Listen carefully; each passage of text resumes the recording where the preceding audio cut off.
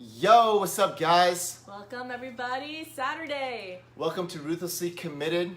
This is Ryan and Lucy, and today's message is the foundation of passion, intimacy, and connection. And the answer is a V word. And it's not vagina. It's not? Nope. Oh. Mwah, mwah. Oh! Well, I have the answer for you. Wait. So before we go into the visual, I want to see a little Let's put something this about this. He's going to show you the answer with the marker, the magic marker. This comes up a lot, all the time. When someone says, "Well, I don't even know, what to do for my marriage." I've been hearing this from so many women this week alone. I don't even know, I'm just sick of him. He's an asshole. He's just, he never puts in any effort, all this stuff. And when they get to the bottom of it, well, I'm not really committed. Okay, and why are you not committed? It's because this is missing. Literally every single time, this is missing. So that is the visual that we're gonna go into. And if you don't have that commitment in your marriage, I guarantee this is missing. So let's get into it. The vagina. I'm gonna switch this. It is vision. Take Should we this do it up off. here? That's what we did last time? Yeah, let's do Oh, that. yeah, you're just gonna do the video. I'm gonna shoot video. Hi, everybody. Cool. Okay. All right, so this is what we got going on here. Woohoo! We have young Romeo, and I'm learning how to draw. I'm not the creative one in our marriage. Should we use like Jack and Rose or something? Because Romeo and Juliet is so tragic. Well, Jack and Rose are tragic too. Yeah, Brian and Lucy. Never let go. Yeah, never let go. Ryan and Lucy. A little squatty Ryan. And Lucy. Well, not curly hair. Nope. Going back to Romeo and Juliet. Wavy. Going back to Romeo and Juliet. And here we go. These guys fall in love. They fall in love. Life is so dreamy. They just got done watching Romeo and Juliet. The and it's so Notebook, romantic. all that stuff. The Notebook. They love each other. And what they have is a big ass vision. Ooh. And because they have a vision, what do? They get married. This is 2 rings. I don't know how to draw a marriage.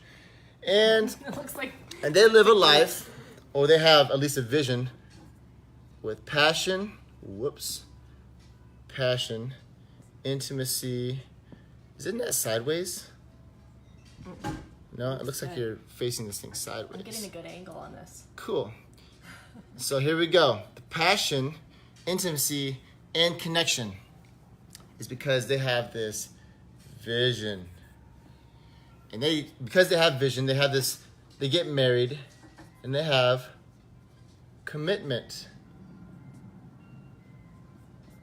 And because they have the vision and commitment, and they just got done watching The Notebook and Shrek, they're gonna have, they're thinking they're gonna live happily ever after. And this is romance. This is us. This is me and Lucy. We got married 11.5 years ago. And all this is because of vision, passion, intimacy, connection, lots of sex, crazy sex, and sex. So that's what life looks like. Or does it? What happens though is because penis goes into vagina. I don't know if that's the most, I don't know how to. That's super I feel like flattering. this is. You guys get the idea, though. And eventually comes out a little baby. Wow.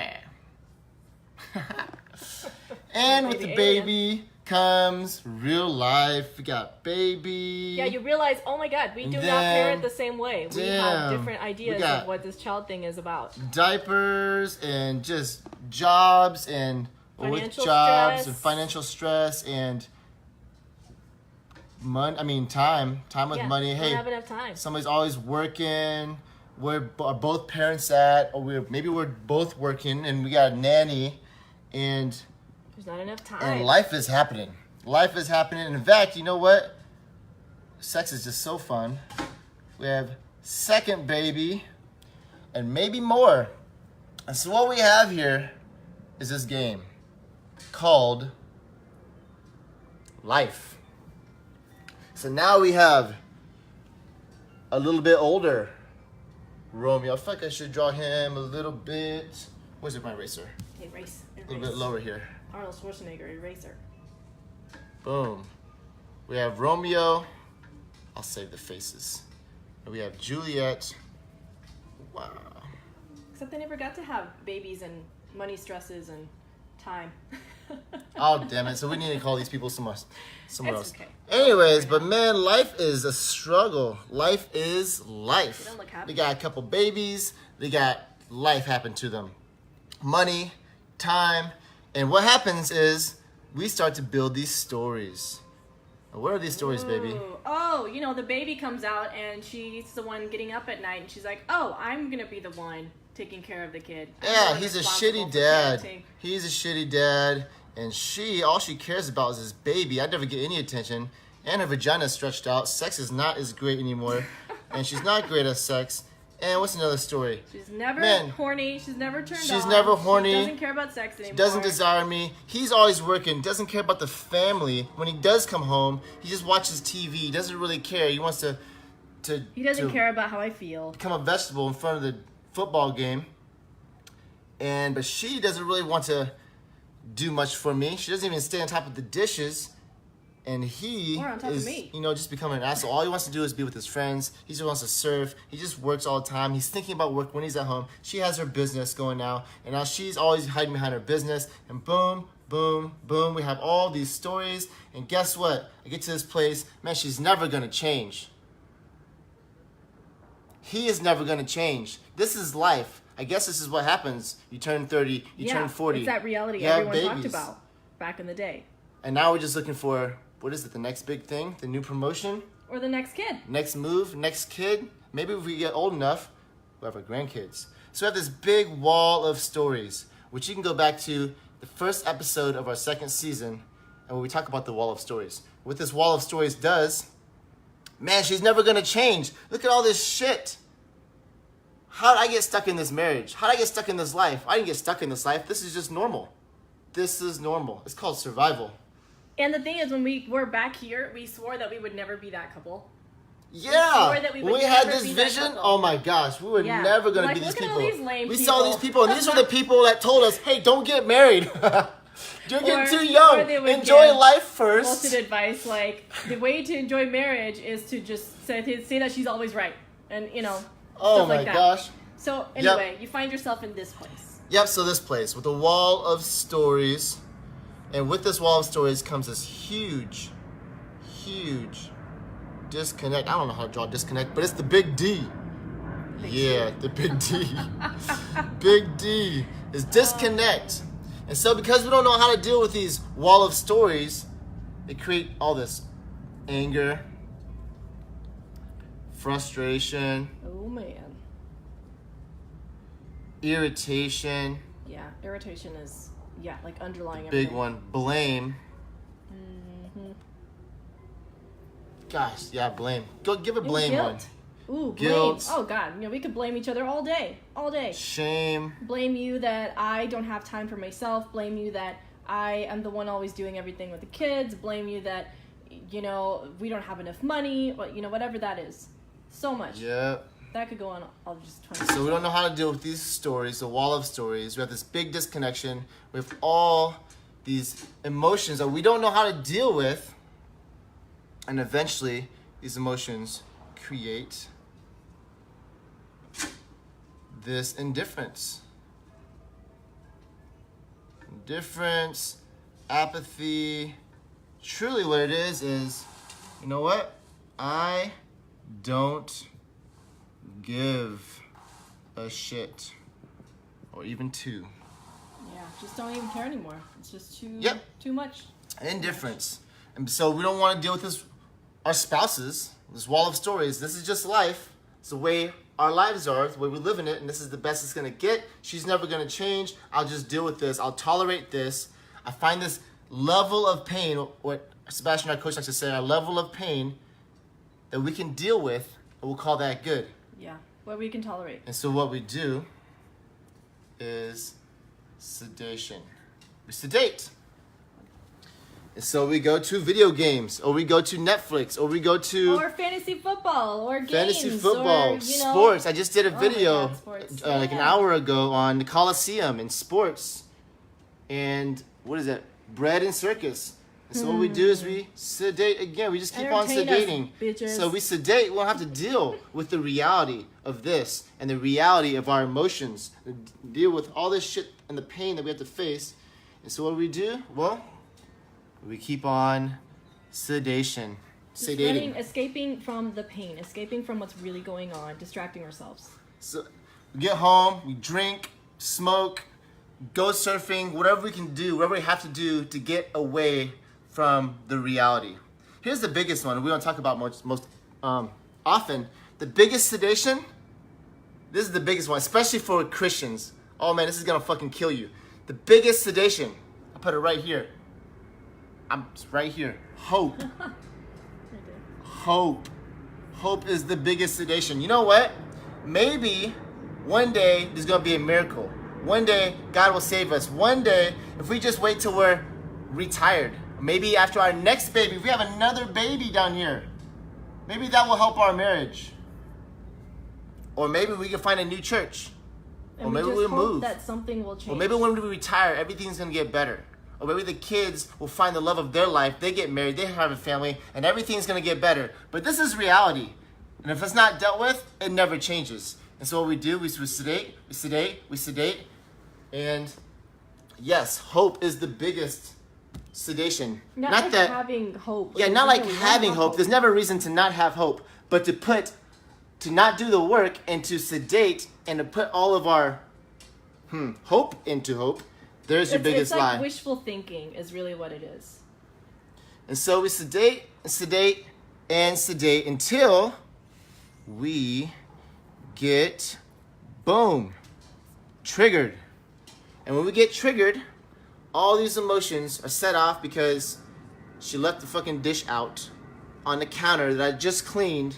And man, and I either blow up something stupid, turn into a big fight, or I get triggered, but you know what? It's not that big of a deal. I say I'm fine. It's all good. I'm okay. This is normal life. It's okay. So I go back to sedation and back to indifference, apathy. I just don't give a shit. So I tell myself it's okay. She's a great person. You know what? She's doing the best she can. But what truly happens is I go to apathy. Back into apathy. Or I blow up because I just can't take it anymore. And then guess what? I blow up, but you know what? We go back, we apologize, and we live this lie called time heals. We just need some time. If we can just let time heal, then we'll continue on our journey. But what that really is we'll let time sweep it under the rug. We'll apologize, and I'll justify what happened, and I just go back to this place of apathy. Either way, I get triggered, and I find myself back in this place of apathy. And that sets me off on this whole road with this disconnection and sedation, because I don't know how to deal with these stories. I don't know how to deal with my emotions, the frustration, the blame that is still there. No matter how much I justify it, I still can't stand the fact that it doesn't seem like she gives a shit about me. That she spends more time with the kids. That she spends more time with her business. And so I feel disconnected. And all this entire game is all because I feel so special with this camera going on me and everything. This whole game of sedation, stories of emotions is because right here. Man, I feel like I'm running out of marker here. And that is, there is no more vision. Yeah. No more vision. All of this, you get stuck in this because there is no vision. Somehow, between all the stuff that happens in life, you used to have vision, and then life happens, and then you lose the vision. It gets lost in the shuffle of life. And so we used to have this vision, and back then we would do anything to marry the one that we loved. We would freaking flip the earth over to get the one we love, to marry her. And now it's like, well, we're still in this game. We're committed. We're still married. Damn it, my marker. These are the rings. This is the commitment. This is the rings. We're still married, but we're staying in this game not because I would do anything I can to marry her, to make her the love of my life. She is the love of my life. But because, hey, we have kids. We have these things that keep us together. Yeah, we have a rings. together. We're married, especially with Christian. Hey, we're definitely not getting a divorce. God doesn't want that. So we're together. And not because we would do anything for each other, but because, hey, this is what we're committed to, so we're going to do. So we play this sedation game. So we don't have to look at the fact that, you know what? I wouldn't do anything. I wouldn't turn the whole earth over on its side to marry you, to spend the rest of my life with you anymore. In fact, I wish I could get divorced if it wasn't for all these damn rules and stuff. So here's this game of sedation. Here's this game of disconnect. And guess what? Without the vision, because there's no vision, we're living in this world of scarcity, of survival. That's what this game is. No vision, sedation, it's survival. And you know what? It's not even just this. So I think like everyone will experience this at some point, but also it shows up as boredom, as just feeling like Boredom, I could take it or apathy. leave it. Yeah, boredom in the relationship. Take it or leave it. There's the line right there. You just Take don't even it know how to or connect leave it. each When I other. heard that from Lucy, dang it, my marker. Take it or leave. When I heard that, that triggered the shit out of me. Especially when I talked about sex. And here's the indifference, the apathy, the I don't give a shit, take it or leave it. The biggest way that shows up is in sex. Yeah, it's the biggest. So here's the area. thing, with no vision, we don't have this passion, intimacy, connection anymore. But every once in a while, we get to experience a little bit of this, of a shadow of it. Dang it, marker. Is this our last marker? So we Yes. experience a shadow Amazon. of passion, intimacy, connection. You know, maybe this is the 30 minutes right after we put the kids to bed and we have 30 minutes to spend with each other. Or maybe it's that vacation that we get to take once a year and we get to experience a shadow of this. Or you have a like Or maybe an it's overnight that- date or something. Yeah, or maybe it's that once a Or a week that we date. get to have sex. Or a Have a date. date period. But here's the thing. In the middle of the date, or in the middle of sex, or before, or maybe it's right after the freaking orgasm, what we experience is